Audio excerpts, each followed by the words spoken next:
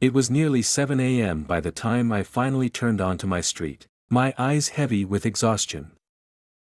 12 hours on my feet, charting vitals, handling back-to-back patient emergencies, and barely getting a moment to breathe. I could feel every minute of it weighing on me. My back ached, my legs throbbed, and all I wanted was to sink into my couch and shut out the world for a few precious hours before my next shift. But as I rolled up to my driveway, that hope vanished. There, parked dead center in my driveway, was a silver SUV. At first, I just stared, my brain too sluggish to process it. Maybe it belonged to a visitor from across the street, someone in a rush who needed a temporary spot. Maybe there'd been an emergency. Those were reasonable explanations, right? But as I scanned the vehicle, something felt off. There was no note on the windshield. No signs of distress. No neighbor hovering nearby looking guilty or apologetic. It was just sitting there, as if it belonged. I sighed, rubbing a hand down my face. The last thing I wanted to do was deal with someone else's bad parking choices, but I wasn't about to start a confrontation over it.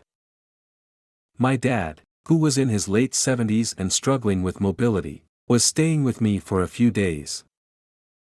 The driveway was supposed to be clear for him, not taken up by some stranger who couldn't be bothered to find street parking. Frustrated but trying to stay calm, I pulled into a tight spot along the curb, squeezing between two cars further down the street. Street parking was a nightmare in our neighborhood, and I could already feel the irritation bubbling up. Dragging myself out of my car, I scribbled a quick note. "Hi, this is private property. Please don't park here again. Thanks." I folded the paper neatly and tucked it under the SUV's windshield wiper. Then, without another thought, I headed inside, my mind already shifting to sleep. But sleep didn't come easily. Even as I lay on the couch, my eyes drifting shut, something gnawed at me. A small, nagging feeling that this wasn't just a random mistake. The next morning, I woke up groggy. I stretched, my muscles still stiff from my shift, and shuffled toward the kitchen for coffee. But before I could even take my first sip, something caught my eye through the front window.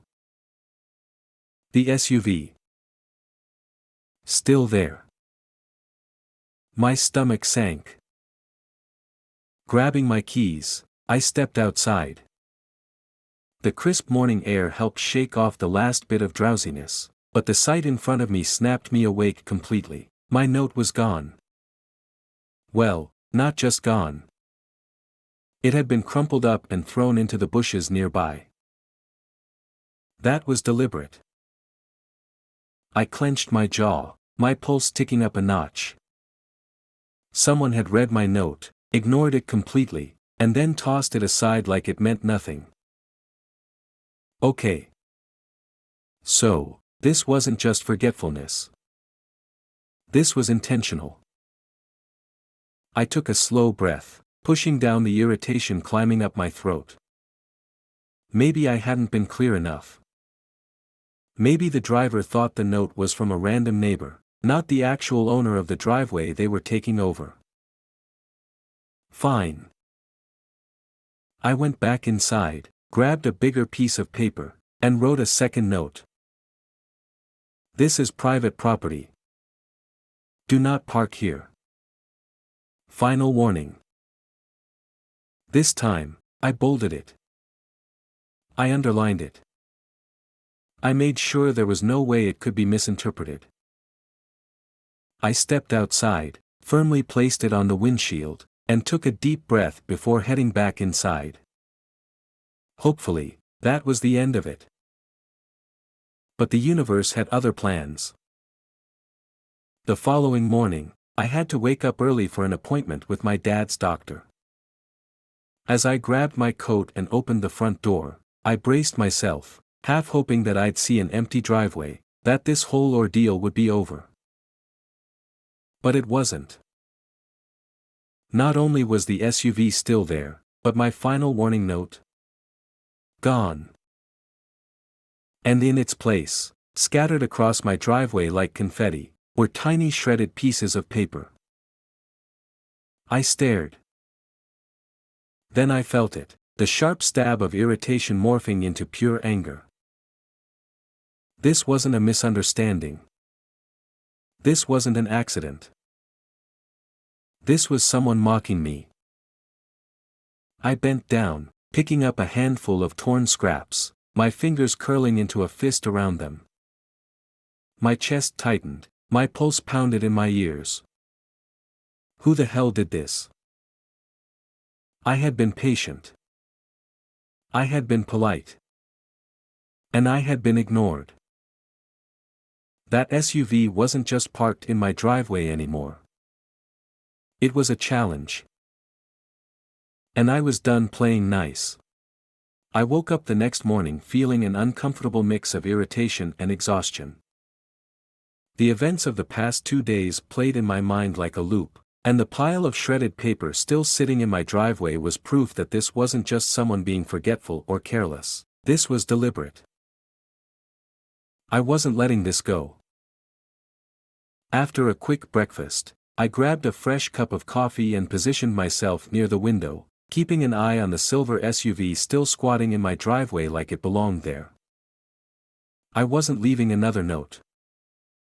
I wasn't making another assumption. I was going to wait. For the first hour, nothing happened.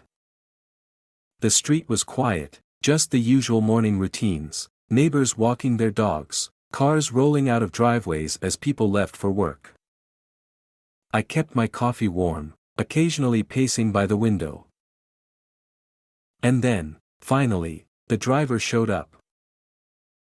I watched as a woman in her late 40s, maybe early 50s, strode across the street like she owned the place. Short blonde bob, crisp white blouse, tailored slacks, and an air of entitlement so thick you could cut it with a knife. The type of person who looked like they lived for confrontation. As she reached the SUV, she barely glanced around before unlocking the door, clearly intending to drive off like nothing happened. I wasn't about to let that happen. Grabbing my keys, I pushed the front door open and stepped outside. The crisp morning air did nothing to cool my rising frustration as I walked up to the SUV. "Excuse me," I called out, keeping my voice even. "Is this your car?" She turned, giving me a quick once-over, her expression unreadable at first, then it shifted into something smug. "Yes," she said, one hand still on the driver's door. I took a deep breath, keeping my tone firm but polite. "I left 2 notes asking you not to park here. This is private property." Her eyes flickered with something, amusement. Before she actually rolled her eyes. "Oh, that was you?" She let out a small laugh, shaking her head. "Look, the street parking here is ridiculous, and I have important HOA business. It's not like you're using your driveway all the time." I blinked, caught off guard by the sheer audacity of her response. "I'm sorry, but that's not how private property works," I said, trying to stay calm. "This driveway is meant for my dad, who has mobility issues. He needs clear access." She made a face, tilting her head slightly. "And he can walk around a car, can't he?" That did it. I felt my patience snap like a rubber band stretched too tight. "That's not the point," I said, my voice coming out sharper now. "This isn't a public lot. You don't have the right to park here just because it's convenient for you." For a split second, I thought maybe, just maybe, she would acknowledge she was in the wrong. But instead, She let out a scoffing laugh, crossing her arms. "I know the rules," she said with a condescending smirk. "I'm the HOA president. I have authority over what goes on in this neighborhood." I stared at her, disbelief creeping in. "You're the HOA president?" I repeated, my voice flat. She nodded, clearly pleased with herself. "I was elected a few weeks ago," she said.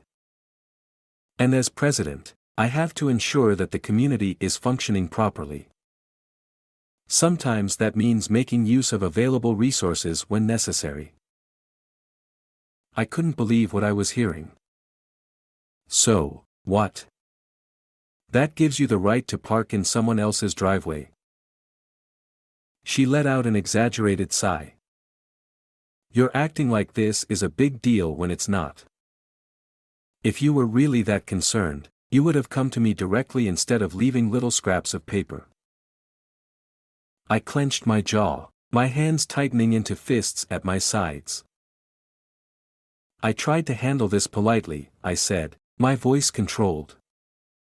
"But you ignored my notes, trashed them, and kept parking here. If you're the HOA president, shouldn't you be setting an example instead of acting like the rules don't apply to you?" Her lips pressed into a thin line for just a second before she smirked again. "You can complain all you want, but the fact is, you don't use this driveway all the time. I'm just borrowing it when necessary." Borrowing it. Like she was doing me a favor. I took a slow, deep breath, fighting the urge to lose my temper right then and there. "This is my property," I said. "You are not allowed to park here." She shrugged, opening the SUV door. "Well, if you really want me to stop, you're gonna have to do more than scribble on scraps of paper." With that, she climbed into the driver's seat, started the engine, and backed out like nothing had happened.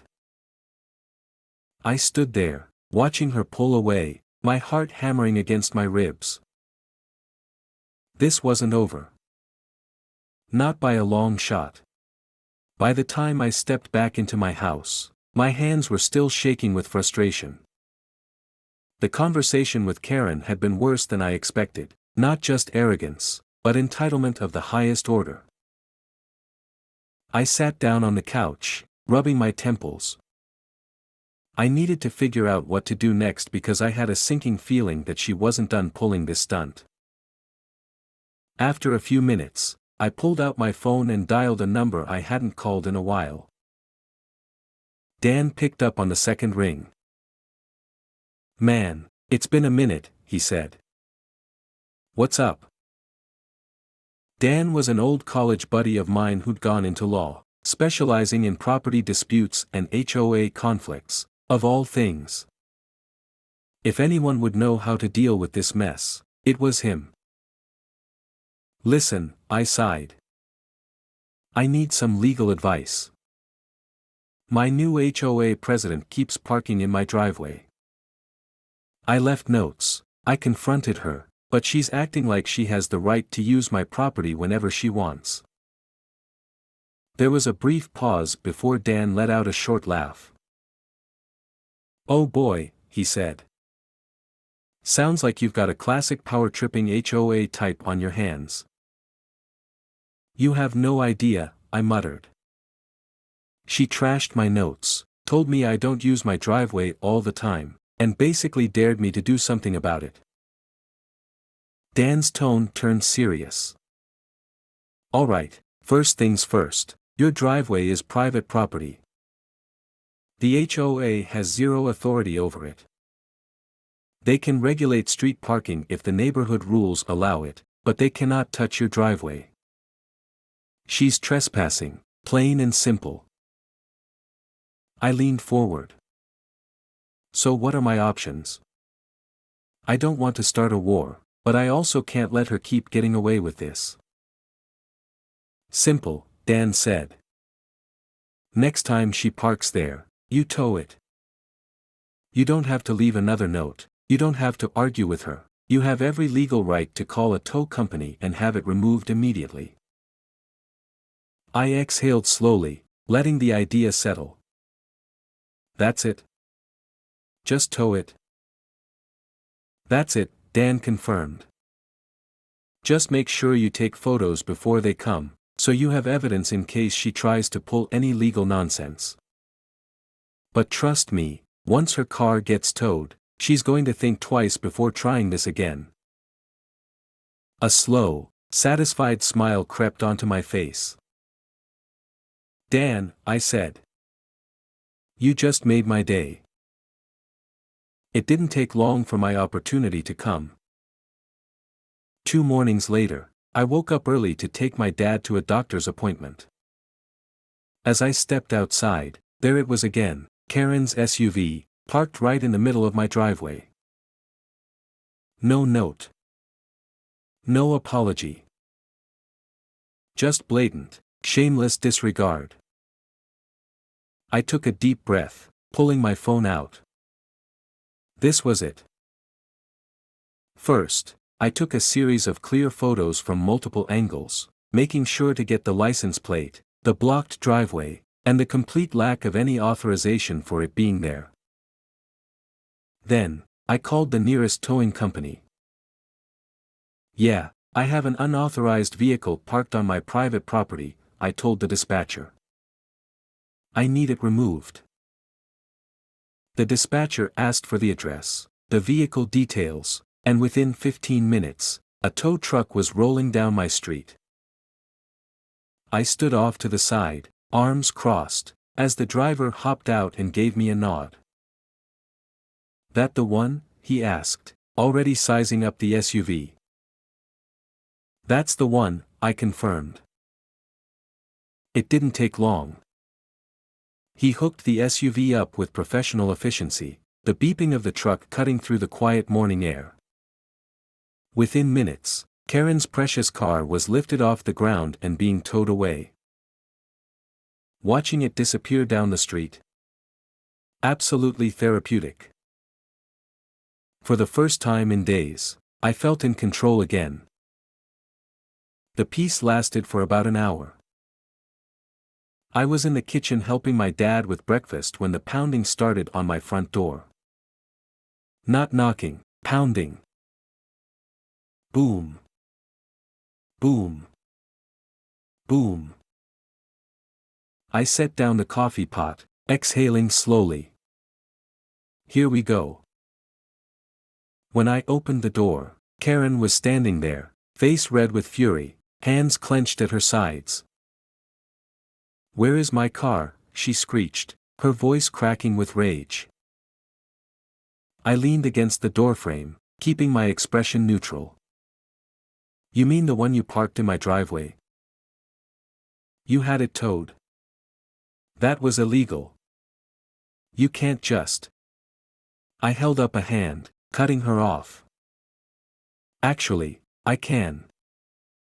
My driveway, my property, my right to remove trespassers." She sputtered, shaking with barely contained anger. "You had no right. I had important HOA documents in there. You stole my car." I let out a sharp exhale. "It's not stolen, Karen. It's at the tow yard. You can pick it up after you pay the fee." That set her off even more. "You think this is funny?" she snapped. "You're going to regret this. I'm calling the police." I shrugged. "Go ahead. I'll wait." Her fingers jabbed at her phone screen with violent intensity, and within 15 minutes, 2 officers arrived. Karen practically launched herself at them, spewing accusations before they even had a chance to speak. "This man stole my car," she shrieked. "He had it towed for no reason. I demand you make him bring it back." The taller officer, Officer Reynolds, gave me a questioning look. "Sir, is this true?" I pulled out my phone and showed him the clear photos I had taken that morning.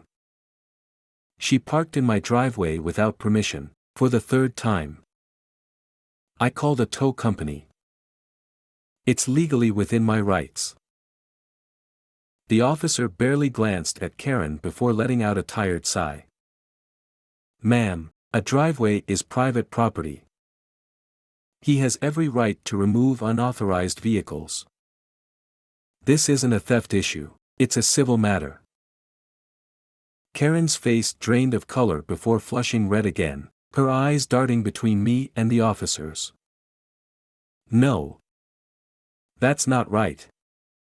I'm the HOA president. I have authority over this neighborhood. Reynolds raised an unimpressed brow. Ma'am, the HOA doesn't have authority over private driveways. If you want your car back, you'll need to pay the impound fee. Karen let out a strangled noise, somewhere between a gasp and a growl. This is ridiculous. You're supposed to be on my side. The other officer, Martinez, crossed his arms. Ma'am, we uphold the law, not HOA rules. If you keep making false reports, you could be charged with misuse of police resources. For the first time since this started, Karen actually looked nervous. She snapped her mouth shut, her face twitching with barely contained rage. The realization that she had no power here was sinking in. She turned back to me, her gaze burning with hatred. You'll pay for this, she spat. This isn't over. I smirked. I'm sure it's not. With that, she spun on her heel and stormed off, her movements stiff with fury. I watched her go, feeling a satisfying sense of victory settle over me. For the first time in days, my driveway was mine again. For a full week after the towing incident, my driveway remained blissfully clear. No SUV, no obnoxious notes, no entitled HOA president lurking around, acting like she owned the place. I almost let myself believe that Karen had learned her lesson. But deep down, I knew better. People like her don't just walk away from a loss. They stew. They plot. And eventually, they strike back. So when I stepped outside one bright Saturday morning, coffee in hand, and saw not one, but two cars crammed into my driveway, I wasn't even surprised. I was furious. Karen had upped the ante.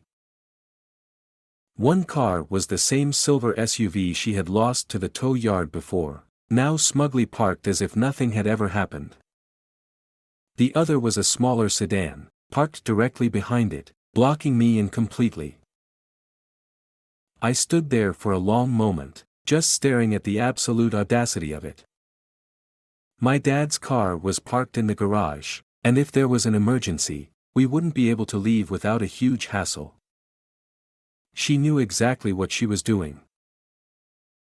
This wasn't just parking anymore. This was a power move.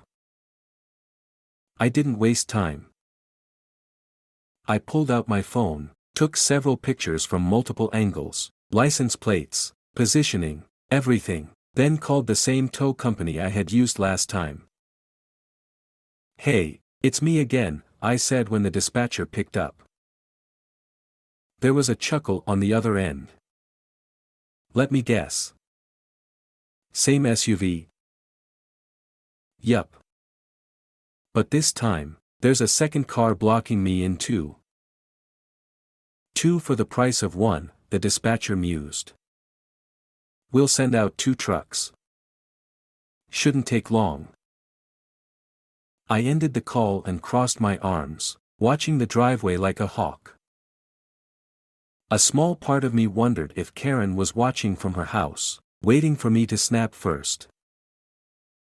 Well, she was about to get her answer. 15 minutes later, the cavalry arrived. Two massive tow trucks rumbled down the street, their presence alone enough to send a ripple of curiosity through the neighborhood. A few of my neighbors peeked out from their windows or lingered in their yards, watching the scene unfold. The drivers hopped out, one of them recognizing me from last time. "Well, well," he said with a grin. "Looks like someone didn't learn their lesson." I nodded toward the cars. "Think you can clear him out?" "Not a problem." They got to work fast, hooking up the SUV first while another driver positioned the second truck in front of the sedan. The whole process was smooth, efficient, and completely legal. And that's when Karen appeared. I heard her before I saw her. A loud, angry screech echoed across the street, followed by the rapid clacking of heels against pavement. "Stop! Stop this right now!" Karen came storming out of her house, red-faced, eyes blazing with fury. She wasn't just angry, she was livid. I turned to face her just as she reached my driveway, her expression one of pure disbelief as she took in the sight of her beloved SUV being hoisted onto the tow truck. "You have no right to do this," she shrieked. I shrugged. "Actually, I do. My property, my rules, remember?" She turned on the tow truck drivers next. "Put my car down this instant." One of them didn't even glance at her. "Ma'am, you'll need to take this up with the tow yard. We're just doing our job." Her hands balled into fists. "You can't just tow someone's car because you don't like them." I raised an eyebrow. "Oh, so now it's a problem. Funny, I don't remember you caring when you were blocking my driveway twice." She let out a frustrated growl, spinning back toward me. "You don't even use your driveway all the time. Why does it matter if I park here?" I crossed my arms, my patience wearing thin. "Because it's my driveway, Karen. You don't get to decide when I can use it. And if you park here again, I'll just keep towing you." She let out a strangled noise, half a scream, half a gasp, just as the police arrived. Two officers stepped out of their squad car, and I immediately recognized them. It was Officer Reynolds and Officer Martinez, the same ones who had responded when Karen called them last time. And judging by the exasperated look on Reynolds' face, he recognized her too. "Let me guess," he said, glancing between us. "Same issue?" Karen stormed up to them, practically shaking with rage. "This man is harassing me. He had my cars towed for no reason." Reynolds sighed, pulling out his notepad. "Ma'am, are you parked on his property again?" She hesitated, her mouth opening and closing before she finally snapped. "It's not fair.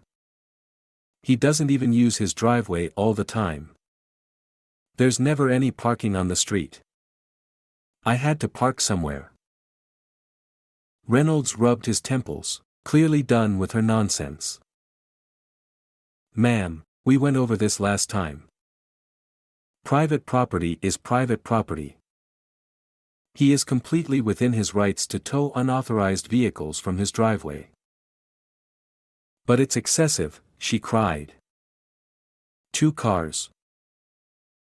Martinez gave her a pointed look. "You blocked his driveway with two vehicles. What did you think was going to happen?" Karen looked utterly betrayed.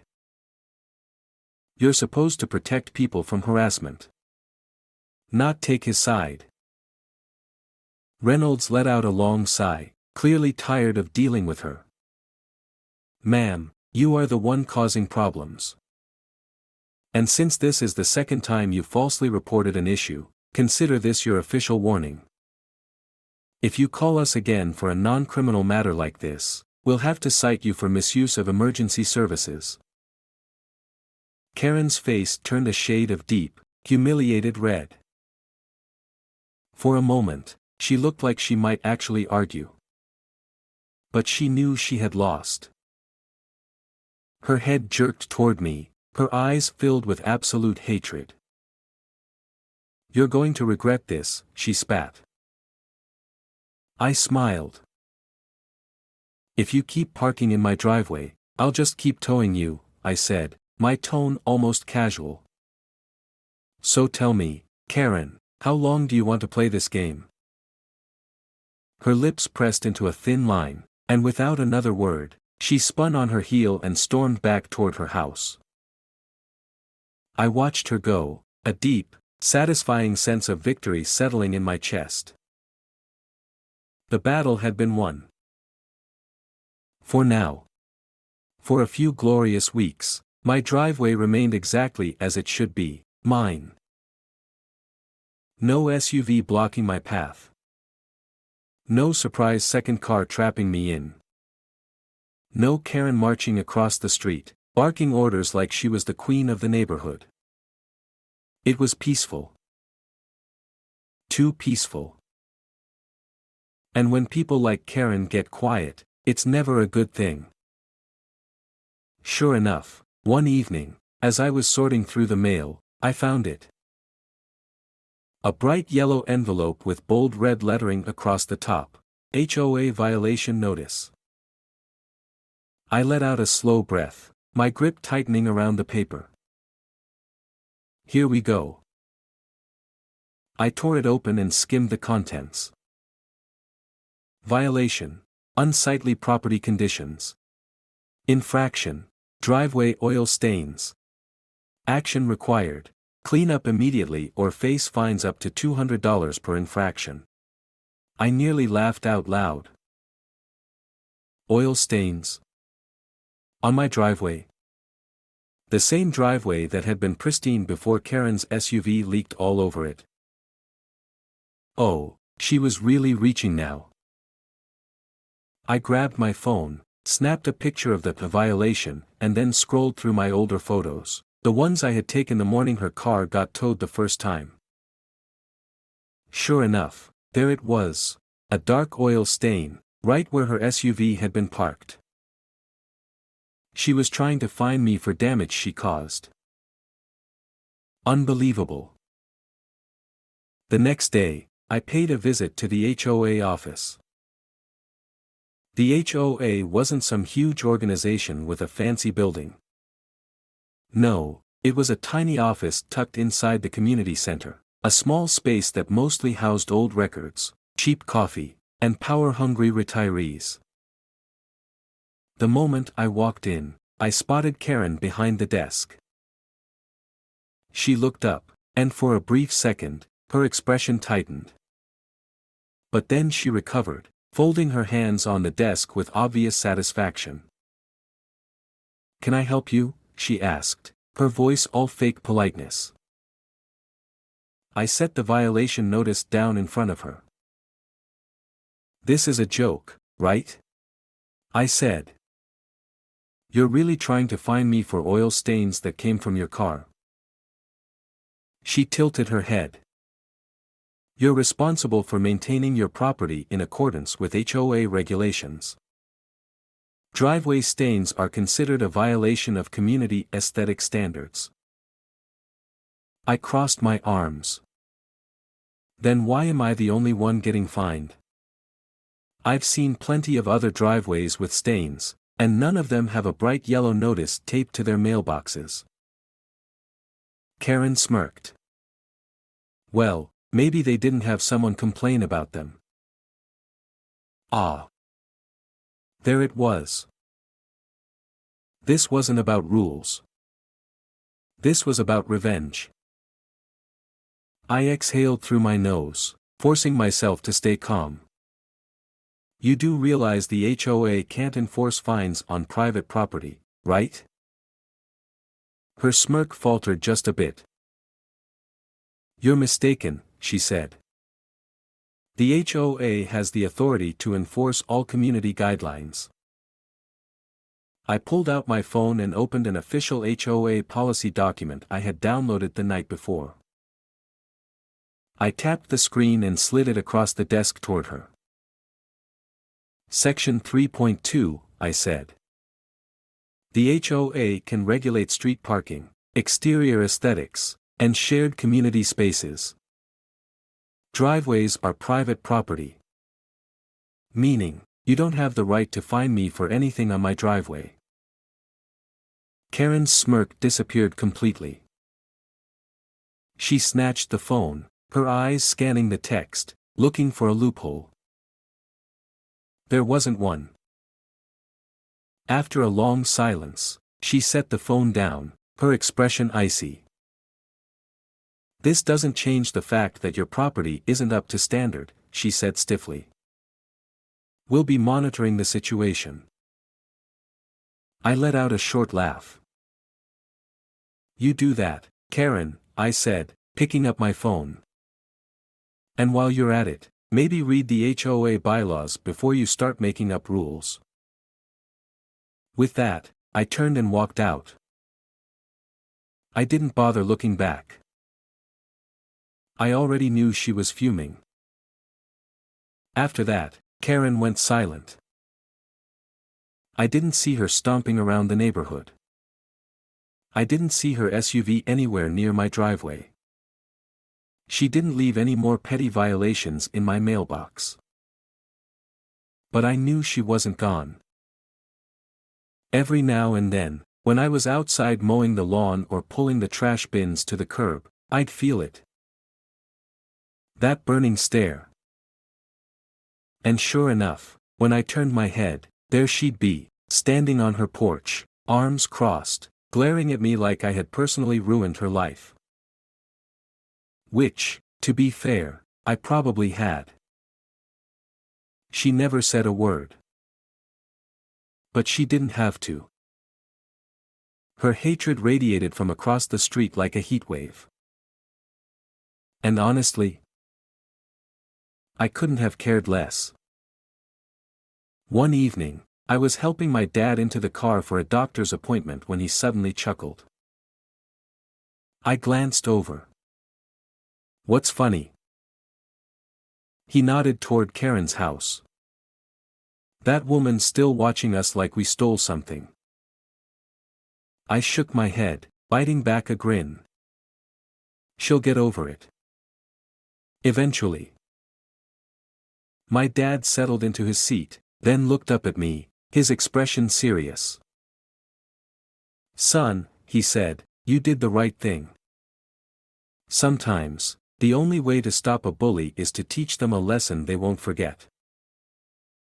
I met his gaze, then glanced back at my empty driveway, a driveway that finally belonged to me again.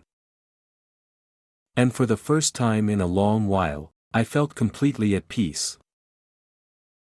The story of the relentless HOA president, Karen, and the homeowner's unwavering stance teaches us several valuable lessons, ones that are just as relevant in 2025 as they were before. At its core, this isn't just a petty neighborhood dispute. It's about boundaries, personal rights, and the importance of standing up for yourself in the face of manipulation and entitlement. One of the biggest takeaways is knowing your rights. Too often, people in positions of authority, whether it's an HOA president, a workplace manager, or even a neighbor, overstep their boundaries, assuming others will comply simply because they claim to have power. The homeowner in this story did exactly what we should all do: educate ourselves, document everything, and use the law to defend our property and well-being. Another key lesson is that bullies thrive on intimidation, but they back down when confronted with facts and persistence. Karen didn't stop until she was repeatedly forced to face the consequences of her actions. In today's world, where entitlement and overreach are still common, it's crucial to set firm boundaries. People will only take advantage of you if you allow them to. Finally, this story reminds us of the importance of peace of mind over unnecessary conflict. The homeowner didn't seek revenge, he simply reclaimed what was his.